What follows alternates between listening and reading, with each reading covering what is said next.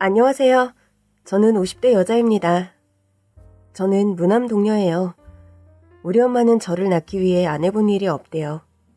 애가 잘 들어선다는 한약도 먹고 나중에는 병원도 다니셨다는데 40이 넘도록 자식이 생기지 않았다고 합니다. 나중에는 어디 산이 좋으니 가서 빌어보라는 사람이 있어서 산에서 살면서 기도를 올린 적도 있다고 하시더라고요. 엄마는 그때를 생각하면 지금도 몸서리를 치세요. 동네에 있던 무당말을 듣고 갔는데 알려준 데가 어찌나 으슥하던지.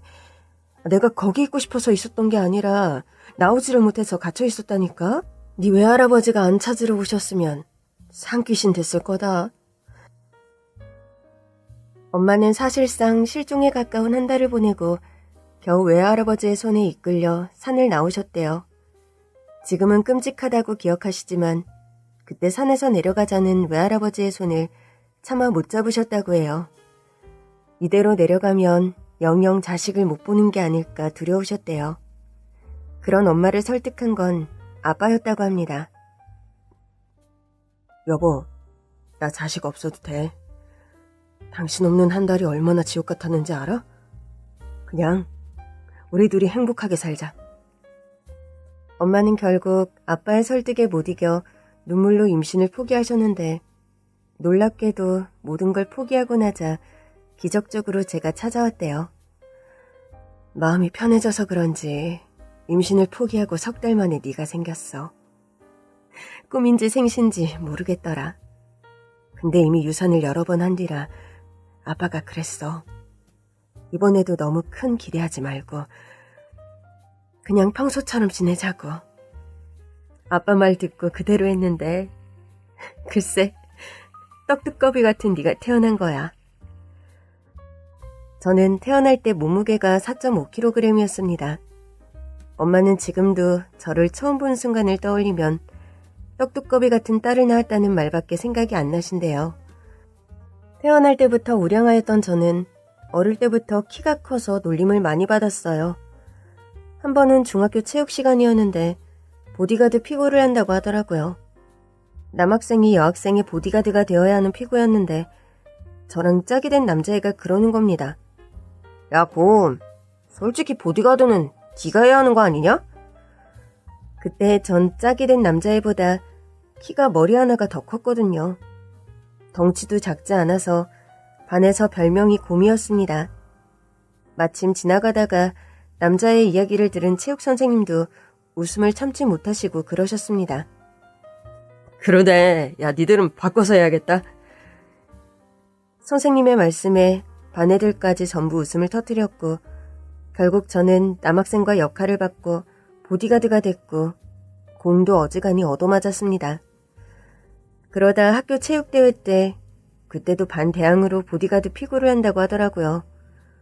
저는 보디가드 피구라면 치가 떨려서 선수로 안 나간다고 했지만 반 애들은 또 저를 놀리고 싶어 안달이었어요. 결국 제가 또 보디가드로 선발돼 버렸고 너무 하기 싫어서 눈물까지 나오려던 그때였습니다. 보디가드가 한 명 더 필요한 거 아니야? 여자애가 한 명 더 많잖아. 반장이 보디가드 피구 참가자를 세보더니 그러는 겁니다. 그러자 친구들이 재밌다는 듯 저를 가리키며 말했습니다. 쟤는 보디가드로 뽑은 거잖아. 그럼 여학생을 한 명 더 뽑아야 하나?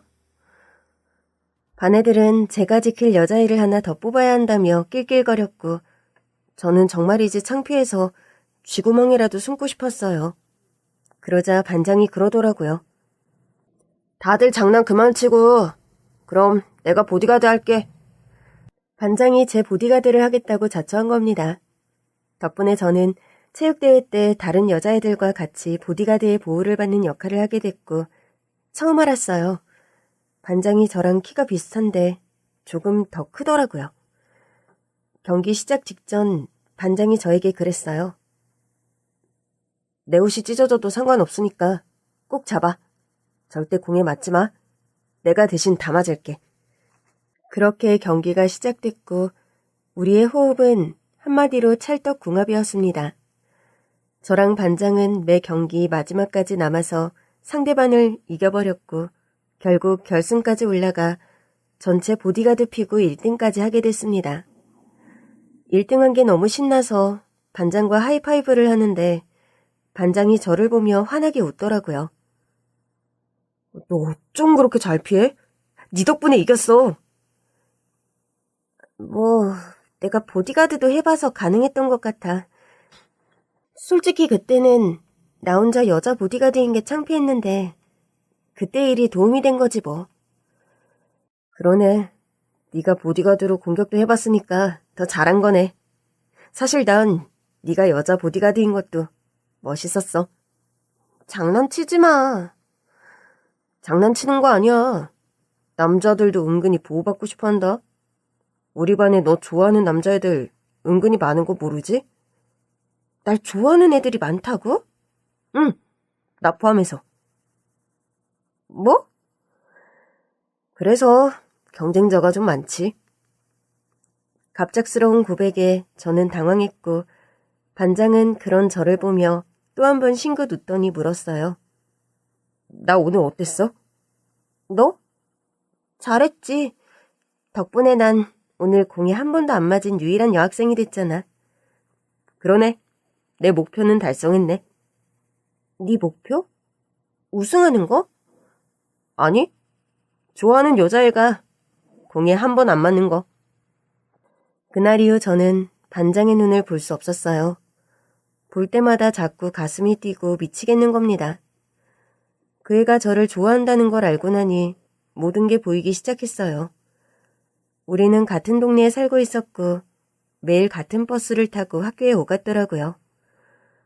우리는 결국 고등학교도 같은 학교에 진학했고 놀랍게도 1학년 때부터 3학년 때까지 같은 반이었습니다. 이 말도 안 되는 우연을 인연이 아니라고 할 수 없었죠.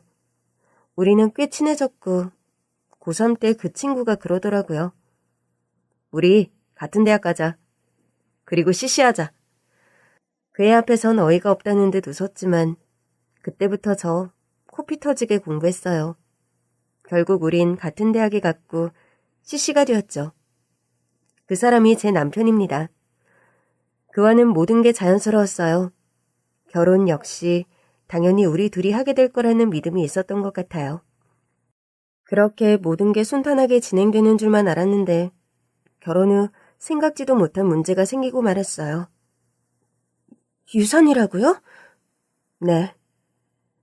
어떻게 이번에도 유산이에요? 제가 얼마나 조심했는데요. 저 휴직계까지 쓴 거 아시잖아요. 알죠. 얼마나 노력하셨는지. 다시 한번 기다려보죠. 선생님, 저 벌써 5년째예요. 압니다. 저도 마음이 너무 아파요. 결혼 후 5년이 지나도록 임신에 실패했어요. 어느덧 제 나이는 30대 중반을 넘어서고 있었습니다.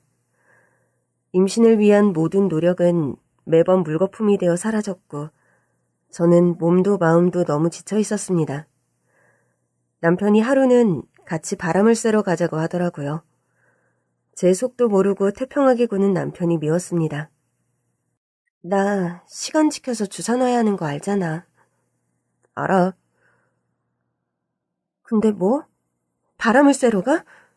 그렇게 답답하면 당신 혼자 가. 여보, 이제 그만하자는 뜻이야. 그게 무슨 소리야? 나 당신 고생하는 거 더는 못 보겠어. 마음이 너무 아파. 그냥 우리 둘이 살면 안 돼? 나는 당신만 있으면 돼. 거짓말. 애기 좋아하잖아. 설마 당신보다 좋겠어? 나는 당신만 있으면 돼. 진심이야. 그제야 엄마가 저를 갖게 된 이야기가 떠오르더라고요. 맞아, 엄마도 그랬지. 싶으면서 남편의 부탁을 들어주기로 했어요. 그러나 마음 한편에는 자연 임신에 대한 희망을 버리지 않고 있었습니다. 저는 비로소 매일같이 달고 살던 주사기를 내려놓았고 남편과 정말 오랜만에 행복한 시간을 보냈어요. 근교로 나가서 맛있는 것도 먹고 바람도 쐬고 나니 기분이 한결 좋아지더라고요. 출발 직전 남편이 말했습니다. 길 막히기 전에 고속도로 타고 가자. 퇴근 시간이 겹친다며 고속도로를 타자기에 그러자고 했죠. 그런데 그 고속도로에서 생각지도 못한 사고가 나고 말았습니다. 무려 10중 추돌 사고였고 불행 중 다행으로 우리 차는 추돌당한 차 중 앞에서 두 번째 차량이었어요. 큰 충돌과 함께 차가 멈췄고 다행히 남편도 저도 의식이 있었습니다. 여보, 괜찮아? 당신은?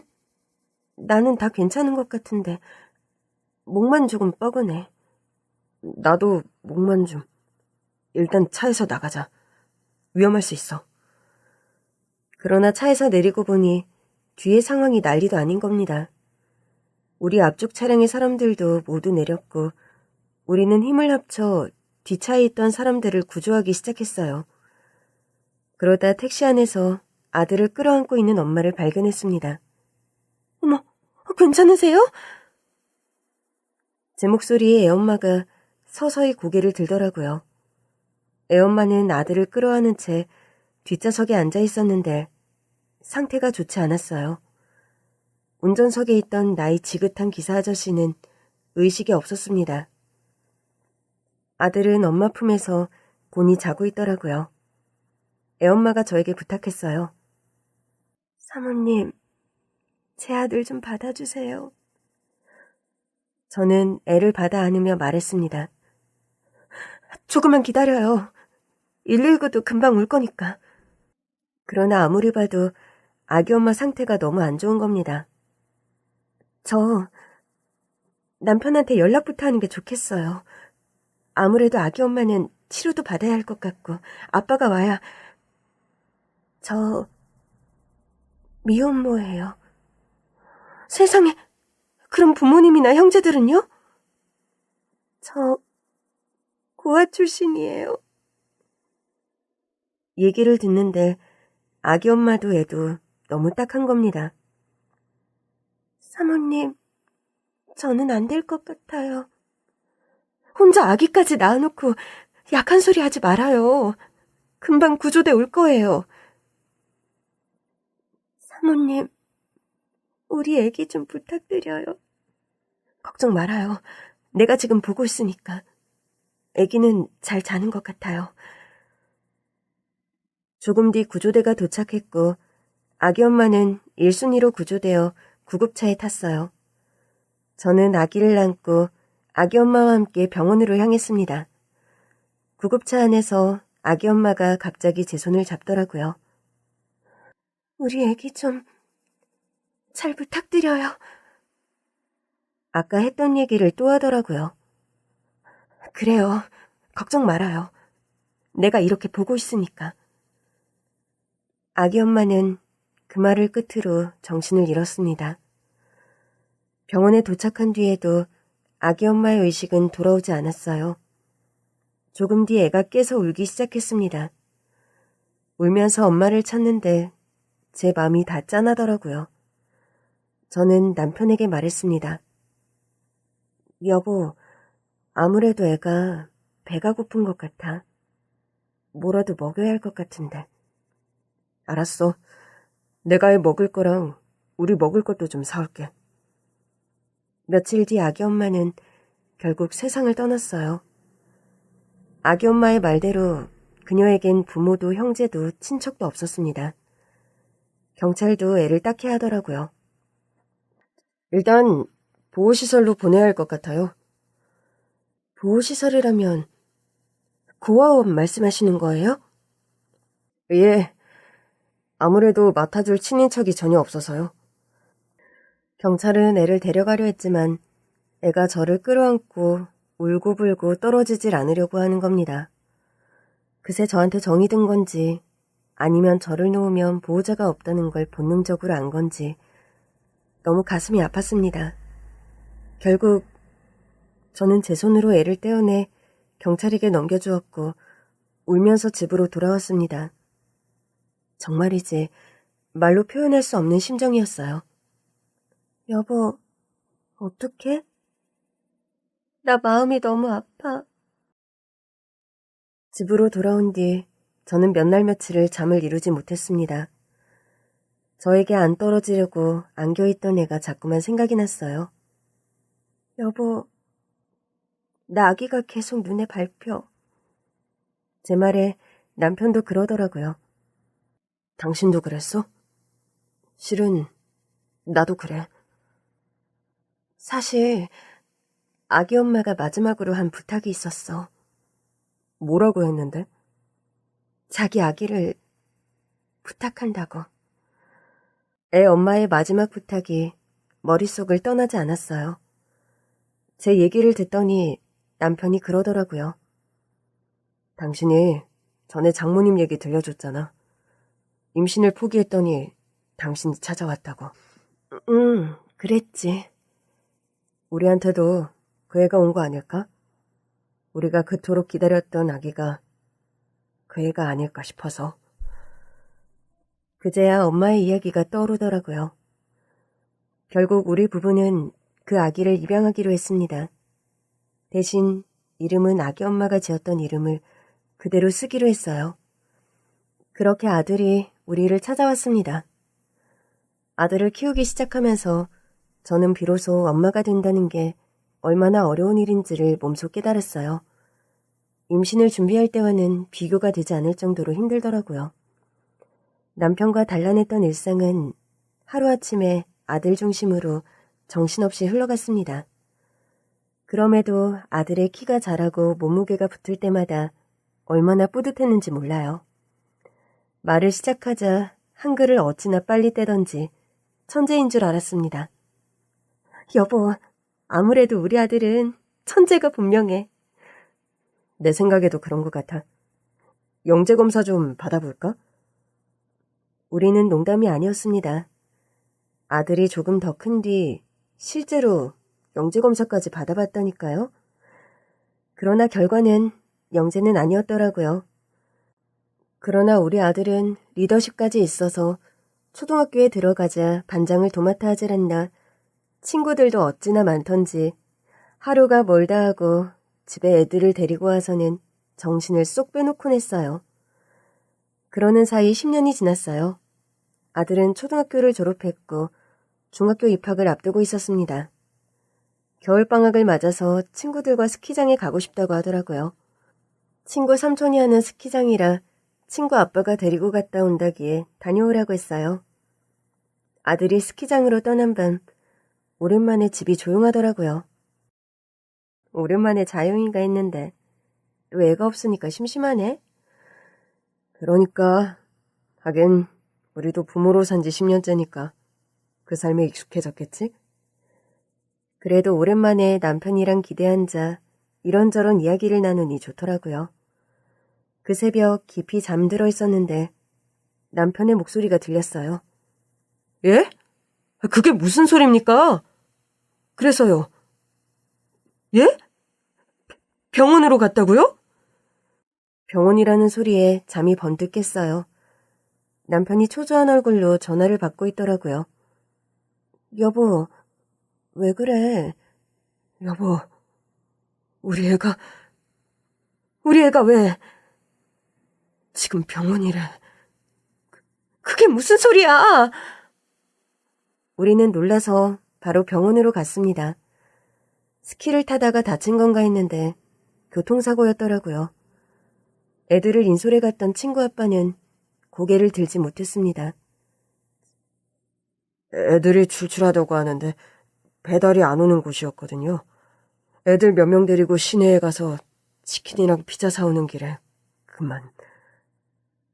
죄송합니다. 상대 차가 음주운전 차량이었다면서요.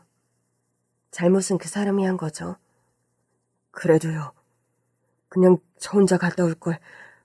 너무 후회됩니다. 따라 나섰을 아들의 모습이 눈에 환했어요.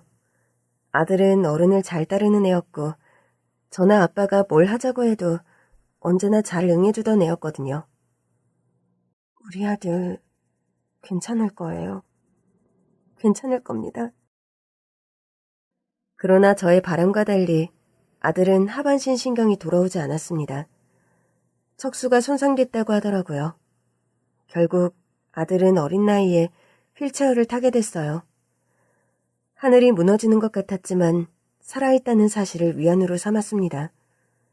그러나 휠체어를 탄 아들을 볼 때마다 만감이 교차했어요. 고아가 된 아들을 입양해 친자식처럼 키운 지 10년 만에 아들은 교통사고로 휠체어를 타게 됐어요. 아들의 충격이 가시기도 전에 얼마 후 제 건강검진 결과가 나왔어요.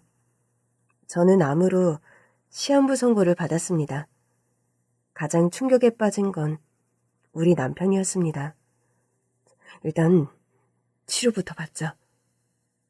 여보, 시한부라잖아. 아니, 나는 포기 못해. 당신도 우리 아들 생각해서 기운 내줘, 응? 남편의 설득에 못 이겨 전 항암 치료를 시작했어요. 그러던 어느 날 항암 치료차 방문했어요. 아들도 정기진료를 받는 날이라 같이 갔죠.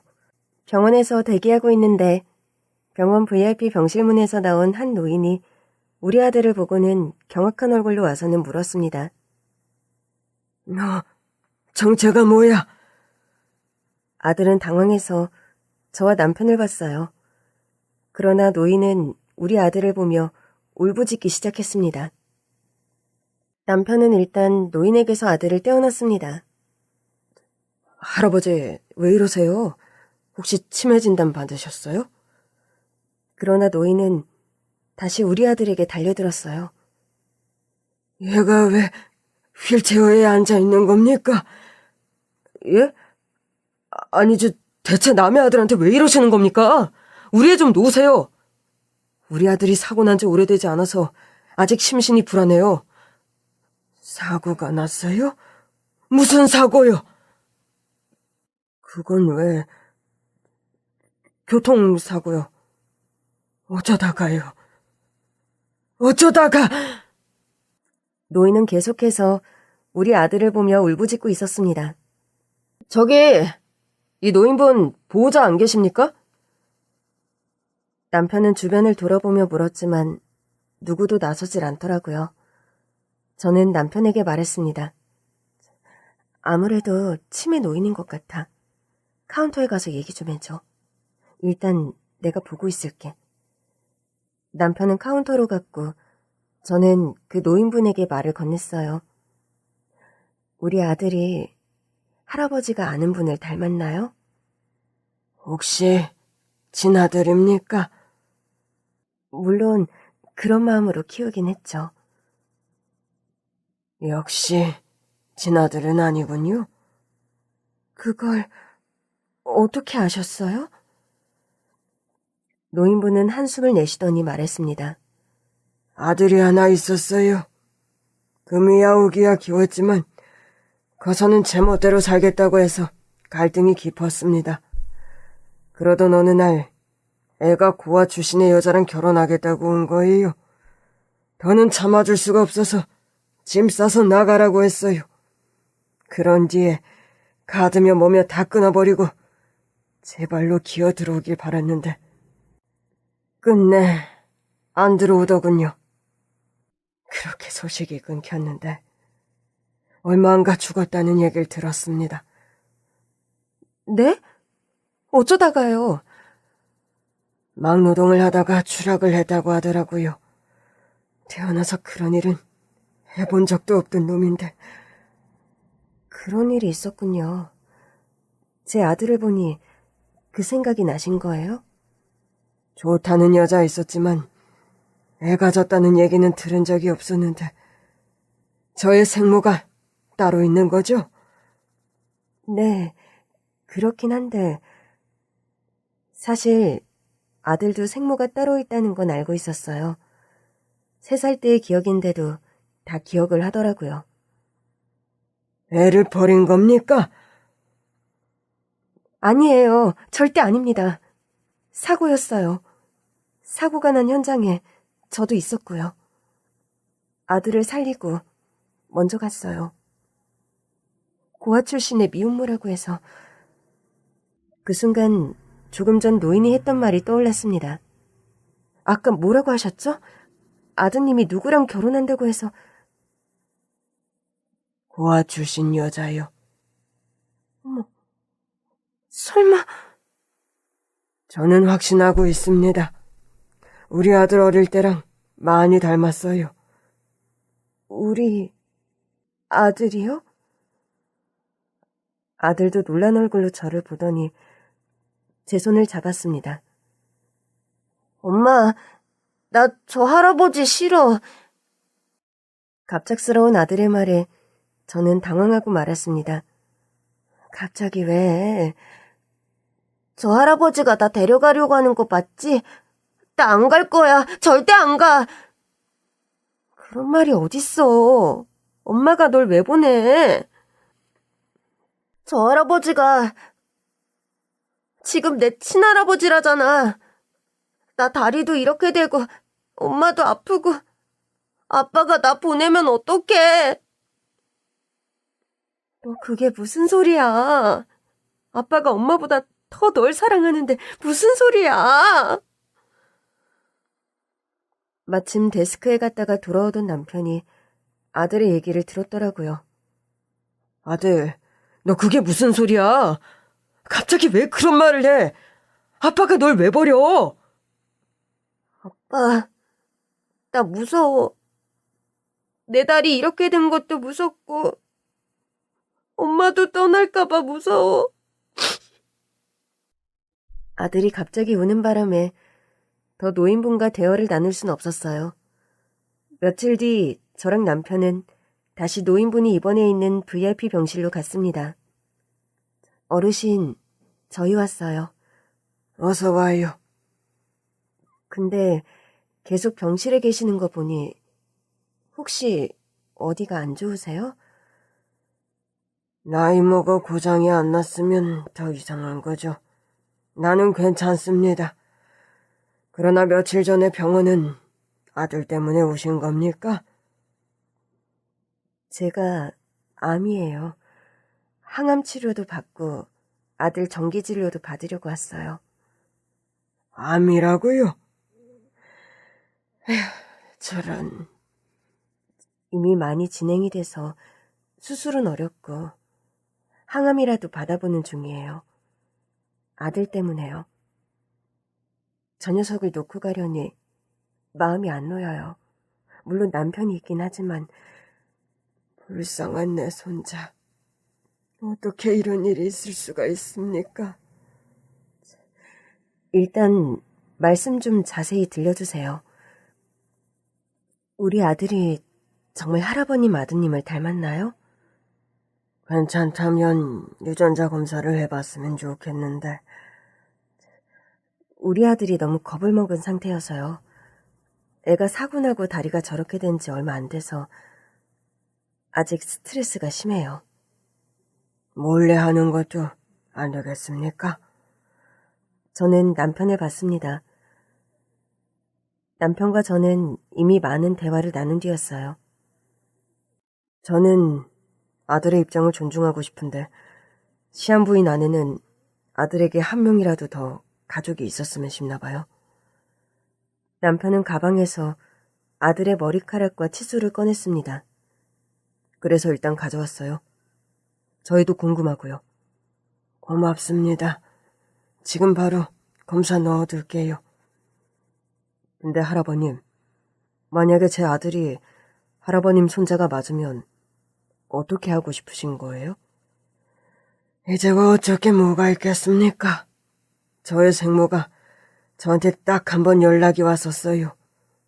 우리 아들이 죽었다고 장례식장을 알려주려고요. 그런데 제가 그 번호도 차단해버렸습니다. 그 후로는 소식도 모르고 지냈어요. 아기가 있는지 모르셨다면서요. 그래도 그렇게 외면하는 게 아니었는데 그때는 그 애가 제 아들을 죽였다고 생각했습니다. 저 애만 아니었으면 내 아들이 집을 나갔을 리가 없다. 그렇게 고생하다가 세상을 떠났을 일도 없었을 거다. 그냥 원망만 퍼부었습니다.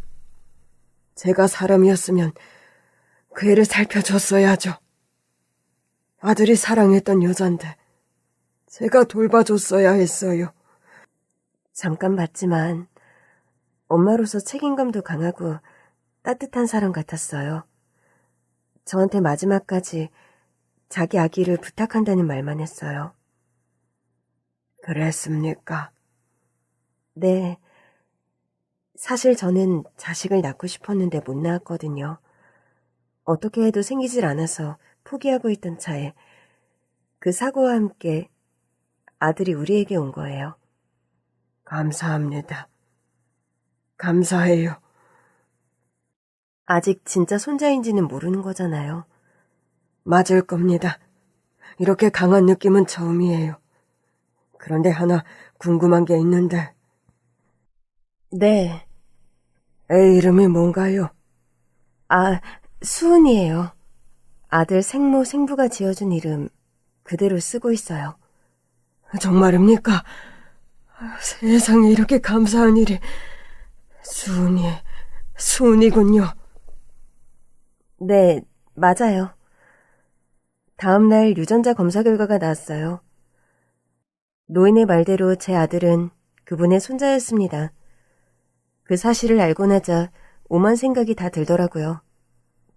여보, 만약에 말이야, 나 가고 나거든 당신 우리 아들 그 할아버지한테 보낼 생각 있어? 그게 무슨 소리야? 우리 아들을 왜 보내? 당신 아직 젊잖아. 애 보내고 새 출발해도 되니까. 당신 진심이야?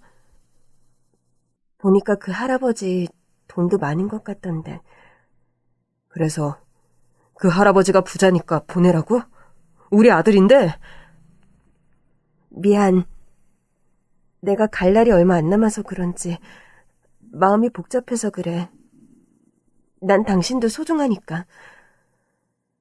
그런 소리 마. 우리 아들이 내 곁에 있어야 내가 살지. 우리 애는 내가 끝까지 돌볼 거야. 다리 때문에 그러는 거지? 그래서 내가 더 힘들까 봐. 당신은 일해야 하는데 애가 혼자 어떻게 사나 싶고. 그래도 할아버지가 부자면 어떻게든 잘 돌봐줄 것도 같아서 나도 모르게 별 생각을 다 했네. 미안해. 내가 이런 말 한 거 애한테는 비밀이야? 알겠지? 들으면 기절할라. 그걸 알면서 그런 소리를 해. 나도 아픈 사람이잖아. 조금만 이해해줘. 그나저나 애한텐 어떻게 말하지? 그러게 말이야. 아들의 할아버지는 하루라도 빨리 손자와 다시 만나고 싶다고 했어요. 그러나 아들은 병원에서 그 노인을 만난 뒤 계속해서 불안해하고 있었습니다. 그분을 우리 집으로 초대하는 건 어때? 우리 집으로? 애가 놀라지 않게. 며칠 뒤 아들의 할아버지가 우리 집에 방문하셨습니다. 그분을 본 아들이 깜짝 놀라더라고요. 저 할아버지가 왜 우리 집에 와? 우리가 초대했어. 왜? 우리 가족 사는 거 보고 싶다고 하셔서. 우리는 함께 식사했고 우리 어른 셋은 언제 아들에게 말을 꺼내야 할지 몰라 시종일관 눈치만 살피고 있었습니다. 그랬더니 아들이 답답하다는 듯 먼저 말을 꺼내더라고요. 도대체 뭔데? 어? 도대체 뭐냐고! 뭔데 다들 내 눈치만 봐? 설마 저 할아버지가 진짜 내 할아버지야? 그러니까 이게 뭐냐면, 그러니까 그렇다고 해서 뭐가 달라지는 건 아닌데, 그러니까 남편과 아들의 할아버지는 아들의 눈치를 보며 횡설수설했고 제가 정리를 해줘야겠더라고요. 맞아. 유전자 검사 해봤는데 맞대. 진짜로? 근데 네가 태어난 줄은 전혀 모르셨나 봐. 널 낳아주신 아빠가 일찍 돌아가셔서. 날 낳아준 아빠도 일찍 돌아가셨어? 안타깝지만 그렇다고 하네. 아들은 제 할아버지를 빤히 보더니 말했습니다. 할아버지도 슬펐겠네요. 어? 그럼 그랬지. 저도 슬프거든요. 엄마가 떠난다고 생각하면. 그러면 안 되지. 우리 손자가 슬프면 안 되지.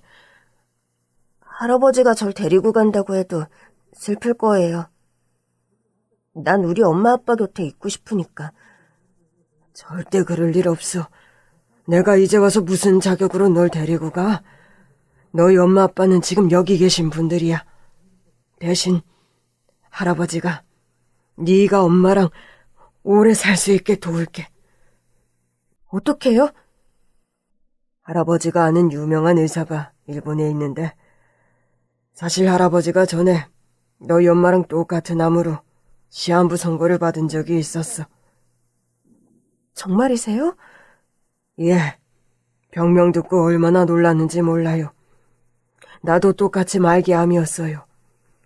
아내도 먼저 보냈고 자식도 없고 더 살아서 뭐하나 싶었는데 아는 회장이 그 의사를 소개해 주더라고요. 내가 됐다고 하니까 그 친구가 그러대요. 혹시 아느냐고. 살다 보면 또 기적처럼 행운이 찾아올지. 그러니 더 살아봐라 그러는데 솔직히 안 믿었어요. 그냥 못 이기는 척 그 의사를 만나봤는데 그 의사가 나를 고쳐놓더라고요. 그렇게 살아남았더니 결국 우리 손자를 보는 날이 왔네요. 그 친구 말이 맞았어요. 그 의사분이 누굽니까? 만날 수 있게 좀 도와주세요. 내가 만날 수 있게 도와줄 것 같아요? 예? 좀 전에 아들한테 엄마랑 오래 살게 도와주신다고 했잖아요. 만날 수 있게만 도와줄 것 같냐고요? 그 사람은 엄청 비싼 의사예요. 내가 치료비도 다 지급할 겁니다. 그럴 순 없죠. 제 치료비를 왜... 제 손자의 어머니 아닙니까? 그러면 저한테는 자식이나 다름없죠. 늙음하게 자식을 다시 만났다고 생각하면 안 될까요? 사모님이 우리 손자를 만났던 것처럼. 할아버님께서 그렇게 말씀하시는데 저도 모르게 눈물이 났습니다. 우는 건 아직 일러요. 완치된다는 보장도 없고 오히려 안 될 가능성이 더 큽니다. 그래도 그 친구가 최선을 다해줄 거예요. 제가 이미 연락은 다 해놨습니다. 그럼 바로 갈 수 있을까요? 여보 잠깐만. 바로는 안 돼. 우리 아들 진료도 곧 있고. 그때였습니다. 아들이 제 손을 잡더라고요. 엄마, 가서 치료받고 와. 그럼 받아야지. 그렇지만 일단 너부터 좀 안정이 되면 갈게. 그러자 아들이 남편에게 말했어요. 아빠가 엄마 데리고 갔다 와. 나는 할아버지랑 있을게. 뭐? 지금 날 할아버지라고 불러준 거니? 네, 할아버지 맞잖아요. 우리 엄마를 살려주려고 하는 거 보니까 내 할아버지 맞는 것 같아요. 우리는 물론 아들의 할아버지까지 깜짝 놀랐습니다. 지금껏 할아버지를 경계하던 아들이 갑자기 경계심을 풀고 할아버지와 있겠다고 한 겁니다. 아들, 너 진심이야? 너 괜찮겠어? 너 아직 불안하잖아. 그러니까 얼른 가서 치료받고 와. 엄마가 건강해야 아빠도 행복하고 아빠까지 행복해야 나도 맘 놓고 엄마 아빠한테 기대지. 지금은 못 기대겠어? 엄마가 이래서? 나는 나보다 엄마가 안 아팠으면 좋겠어. 그래야 나도 행복하고 아빠도 행복하니까. 엄마가 미안해. 엄마가 왜 미안해? 우리 아들도 몸이 아픈데 엄마까지 이렇게 돼서. 그게 엄마 탓은 아니잖아. 나는 내가 더 미안해. 엄마가 아플 때 힘이 돼주고 싶은데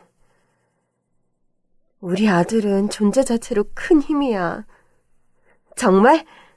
그럼 엄마가 이렇게 버티고 있는 것도 다 우리 아들이 있어서야. 그러니까 그런 생각하지 마. 알겠어. 그럼 나를 위해서라도 얼른 가서 치료받아. 우리 할아버지 찬스 얼른 쓰자. 아들의 말에 우리 어른들은 울다가 웃고 말았습니다. 그날 밤 아들을 할아버지 집으로 보내기 위해 짐을 쌌어요. 근데 마음이 너무 아프더라고요. 아들의 짐을 끌어안은 채 울고 있는데 남편이 와서 제 어깨를 감쌌습니다. 정말 다행이다. 이런 상황에서 아들 친할아버지가 나타나셔서. 그러니까 너무 감사한 건데 얘랑 떨어져 있어 본 적이 없어서 마음이 너무 이상해. 얼른 고치고 와서 우리 아들에게 든든한 나무가 돼주자. 우리 아들 진짜 괜찮은 거 맞겠지? 우리가 사랑 듬뿍 줘서 키웠으니까 잘 버틸 거야. 그렇게 전 아들을 친할아버지에게 맡긴 뒤 일본으로 떠났습니다. 치료는 1년 가까이 걸렸고 1년 뒤 저는 남편에게 말했어요. 나 한국으로 돌아갈래. 우리 아들 곁으로. 여보, 그래도 여기서 좀 더 치료하는 게 낫지 않을까? 아니, 난 이제 우리 아들 못 봐서 병이 날 것 같아. 아들 보러 갈래. 그러나 문제가 생겼습니다. 아들이 연락을 받지 않았어요. 남편이 온종일 전화를 했는데도 전화기가 계속 꺼져 있다고 했습니다. 다음 날 저는 일어나자마자 남편에게 물었어요. 여보, 다시 전화해봤어? 이상하네. 왜? 없는 번호라는데? 뭐? 우리 아들 번호가 없는 번호라고? 내가 할아버지한테 연락해볼게. 그러나 아들의 친할아버지도 연락을 받지 않았습니다. 대체 왜 연락이 안 되는 거지? 너무 걱정하지 마. 며칠 전에 영상통화도 했잖아. 근데 왜 갑자기 우리 아들 번호가 없는 번호가 된 거지?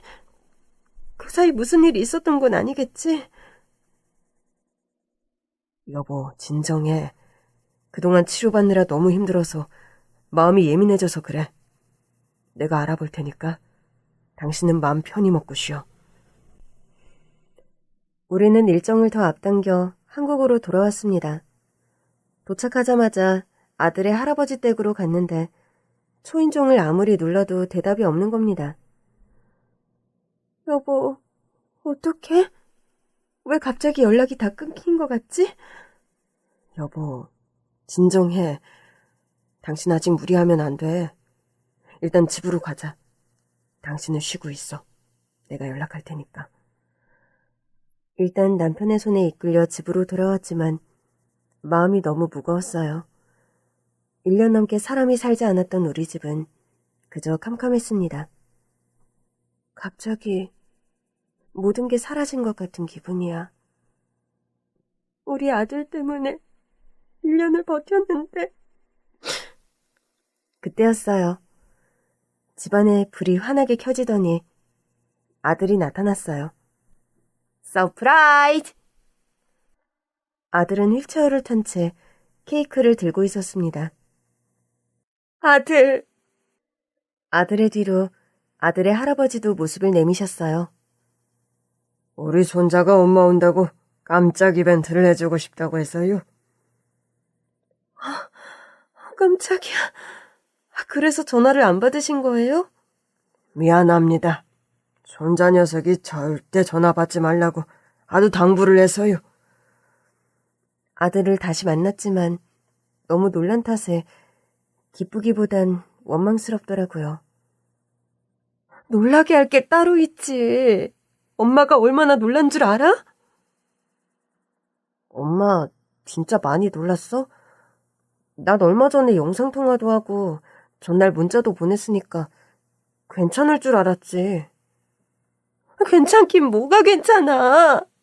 엄마는 나 없이 못 사는데 이런 장난을 치면 어떡해? 제가 너무 화를 내니까 할아버지께서 농담을 하시더라고요. 설마 내가 손자 데리고 도망이라도 갈까봐 놀란 거예요? 아니에요. 그게 아니라 애 번호가 없는 번호가 됐다고 해서 또 무슨 사고가 났나 싶어서 철렁했어요. 이미 한 번 너무 놀랐던지라. 아, 맞다. 내 휴대폰 번호가 아예 없어졌지. 아, 왜 몰랐던 것처럼 말해? 그것도 서프라이즈였던 거 아니야? 아니지, 그건 아니었어. 그게... 아니, 이 녀석이 친구들이랑 놀다가 휴대폰을 박살을 내놨어요. 예? 그래서 휴대폰을 다시 사야 하는데 이 녀석이 엄마 아빠 파티 준비한다고 나중에 산다고 하는 바람에 없는 번호가 된 거예요. 아유, 그건 나도 깜빡했네. 엄마가 놀랄만 했네. 엄마, 완전 미안. 그건 까먹고 있었어. 아니, 휴대폰이 고장나면 고장난 거지. 번호는 왜 없애? 휴대폰 살 때 번호 아예 바꾸려고 그랬지. 번호를? 응. 엄마 생일로 바꿀 거야. 뭐? 잠깐 아들, 왜 엄마 생일로만 바꿔? 아빠 생일은? 어? 아, 그게 아빠는 남자니까 그건 좀 많이 닭살일 것 같은데. 야, 아빠 아들 사이에 그런 게 어딨어? 아빠, 나 수염나, 이것 봐. 그러네. 수염 자국이 있네. 어머, 정말? 우리 아들 수염도 나? 그러니까 나도 남자라고. 아빠는 엄마한테 해달라고 해. 그게 무슨 논리냐?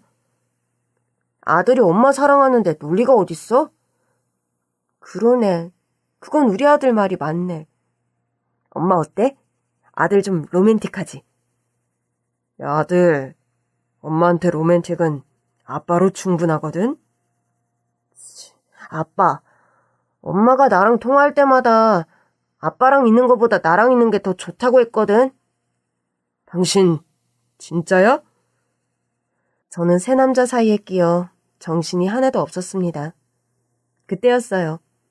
손자, 이제 엄마한테 진짜 서프라이즈를 보여줘야지. 맞다! 할아버님이 아들이 들고 있던 케이크를 들어주셨어요. 서프라이즈가 또 있어? 엄마는 이미 충분한데 나 너무 정신없다. 이건 앞에서 한 서프라이즈랑은 많이 다를 겁니다. 대체 뭔데 이래요? 난 너무 불안한데. 남편을 보는데 이상하게도 남편이 뭔가를 아는 눈치더라고요. 그 순간 아들이 휠체어에서 천천히 일어나기 시작했습니다. 아들, 조심해!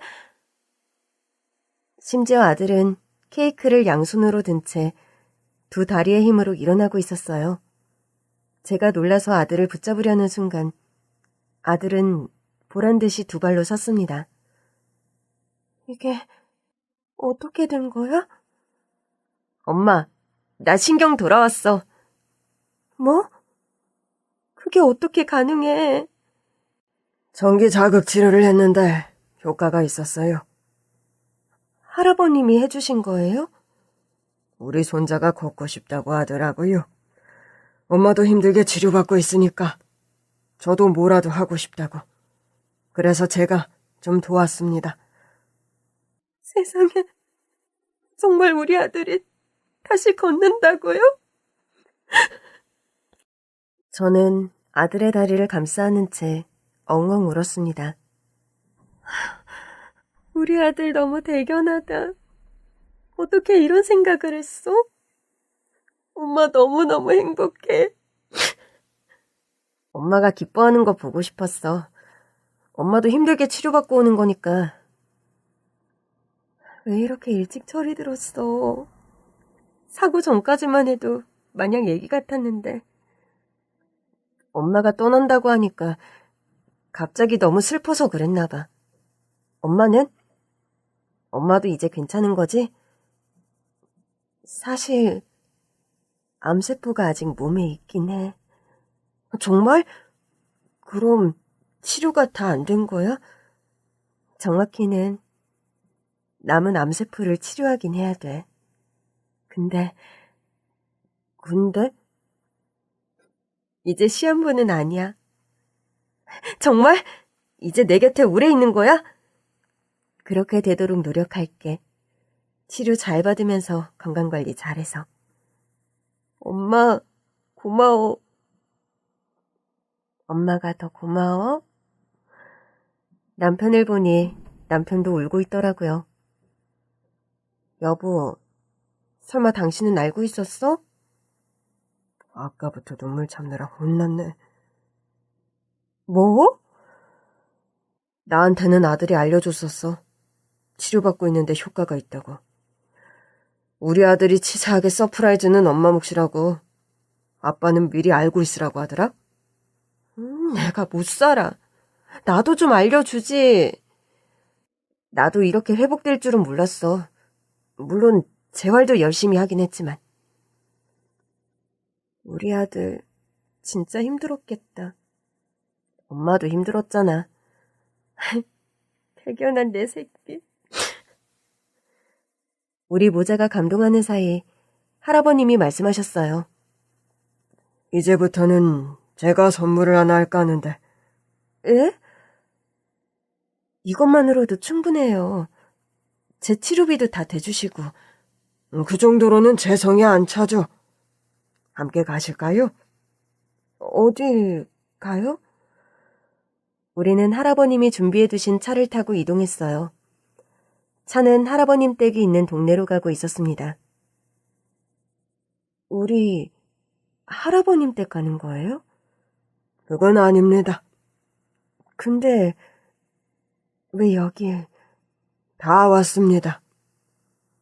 곧 차가 멈췄고 우리가 내린 곳에는 처음 보는 저택이 있었어요.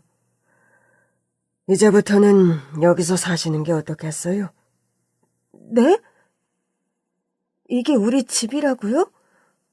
허락 없이 준비했습니다. 제 욕심인 건 아는데 손자랑 가까이 살고 싶기도 하고 허락해 주시면 제가 두 분도 자식처럼 돌보며 살고 싶습니다. 모실 거면 저희가 모셔야죠. 그런 말씀 마세요. 제가 할 수 있는 건 다 해드리고 싶어서 그래요. 먼저 간 우리 아들 내외 대신이라고 생각해 주시면 안 될까요? 여보, 어떡해? 그러니까 말이야. 저희는 그 사이 우리 아들을 돌봐주신 것만으로도 충분해요. 치료받으러 가느라 두 분 다 회사도 관뒀잖아요. 우리 손주 아버님은 이제 제 회사에 와서 일하시죠. 예? 아닙니다. 저는 경력직으로 다시 취업하면 됩니다.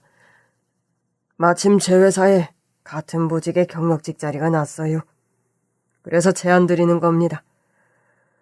결국 남편은 아들 할아버님 회사로 재취업에 성공했고 우리는 할아버님의 선물을 감사히 받기로 했어요.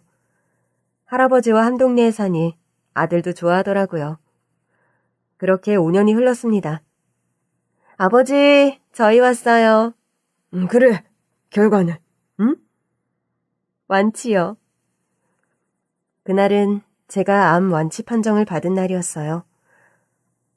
세상에. 아이고, 하느님, 감사합니다. 부처님, 감사합니다. 그렇게 기쁘세요? 기쁘다 마다. 이젠 오늘 밤에 당장 죽어도 여한이 없다. 할아버지, 그 소리 좀 그만하라고 했지. 할아버지는 맨날 그러더라. 우리 엄마만 완치되면 자기는 당장 죽어도 여한이 없다고. 부모 마음이 원래 그런 거야. 내가 죽어서 내 자식이 살 것 같으면 기꺼이 죽을 수도 있는 거야. 아버지, 부모가 대신 죽는다고 자식이 사는 거 아니잖아요. 그런 생각 절대 하지 마세요. 더 오래 저희 곁에 있어 주셔야죠. 요즘 내가 너무 좋아서 그래. 수뇌비가 회사 경영도 잘 배우고 있고 내가 할 일이 없다니까. 하여튼 처음부터 이러시려고 취업시켜 주신 거죠? 능력이 없었으면 시킬 생각 없었어. 어떻게 키운 회사인데 능력도 없는 사람한테 맡겨? 수뇌비가 일을 아주 잘하더라고. 임자를 만났구나 싶었지. 지난 5년 사이 우리는 진짜 가족이 됐어요. 호칭도 자연스럽게 할아버님에서 아버지가 됐죠. 그게 좀 그렇더라고요. 아들도 할아버지라고 부르는데 저까지 할아버지라고 하기도 뭐하고, 그렇다고 시댁도 아닌데 아버님 하기도 뭐해서 그냥 아버지로 부르기로 했습니다. 아버지도 저를 딸처럼 여겨주셨거든요. 집도 처음엔 조심스럽게 서로의 집을 오갔지만 요즘은 수시로 두 집을 오갑니다. 그래서 제가 제안하고 싶은 게 하나 있었어요. 아버지, 우리 그만 합가해요. 뭐? 합가? 네. 사실상 거의 매일 왔다 갔다 하는데 두 집 살림하는 게 아까운 것 같아요. 됐다. 이렇게 두 집 살면서 왔다 갔다 하니까 더 좋은 거야. 괜한 낭비 같은데. 솔직히 말하면 나는 혼자 사는 게 더 좋아. 예? 이제 자식들도 가까이 살고 보고 싶을 땐 언제든 볼 수 있잖아. 나는 딱 이 정도가 좋다? 그러니까 선 넘어오지 마라. 아버지, 저 완전 섭섭해요. 내가 니들한테 못하는 얘기도 있을 거 아니야? 저한테 못하는 얘기가 뭐가 있어요? 나 요즘 독서 모임 나가는 거 알지? 거기서 만난 친구들도 종종 온단 말이야. 설마 거기 마음에 드는 분이 있어요?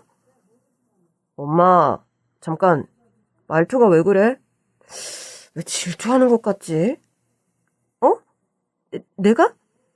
그러니까 네 엄마 내가 좋아하는 사람이 있다고 하면 아주 잡아먹을 것 같지 않니?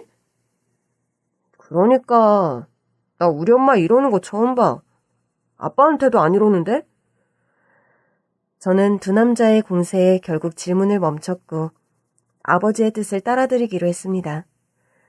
솔직히 그동안은 저랑 남편, 우리 아들에게 모든 사랑을 퍼부어 주시던 분이 마음에 드는 분이 있는 것 같아 질투가 잠깐 났었어요. 그래서 비록 학과에는 실패했지만 달라질 건 없었어요. 우리는 하루가 멀다 하고 만나 함께 밥도 먹고 아들의 미래를 놓고 함께 이야기도 나눕니다. 남편은 경영을 공부하느라 정신이 없긴 하지만 일주일에 한 번은 어떻게든 시간을 내서 함께 저녁을 먹어요. 우리는 자주 우리가 처음 만난 그때를 떠올립니다. 만약 그때 아들의 친할아버지를 만나지 않았다면 우리 가족의 지금은 없었을지도 모르겠어요.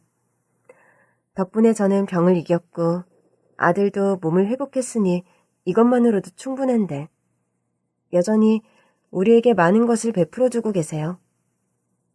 저는 아들과 매일 같은 이야기를 해요. 이렇게 건강을 되찾고 사랑이 넘치는 일상을 사는 것을 감사하자고요. 저도 아들도 매일 운동을 빼먹지 않으려고 애쓰고 있어요. 물론 아들이 고3이 되면서는 자꾸 운동을 빼먹으려고 하는데 제가 어떻게든 시키고 있습니다. 이제 저는 아들이 공부를 잘하는 것보다 건강한 게 더 중요하거든요. 이제 곧 아들이 20살이 됩니다. 가끔은 제가 아들의 20살을 볼 수 있다는 게 믿기지 않을 때가 있어요. 돌아보면 참 많은 것을 받은 인생이더라고요. 앞으로도 매일 감사하면서 더 많이 나누면서 살아가려고요.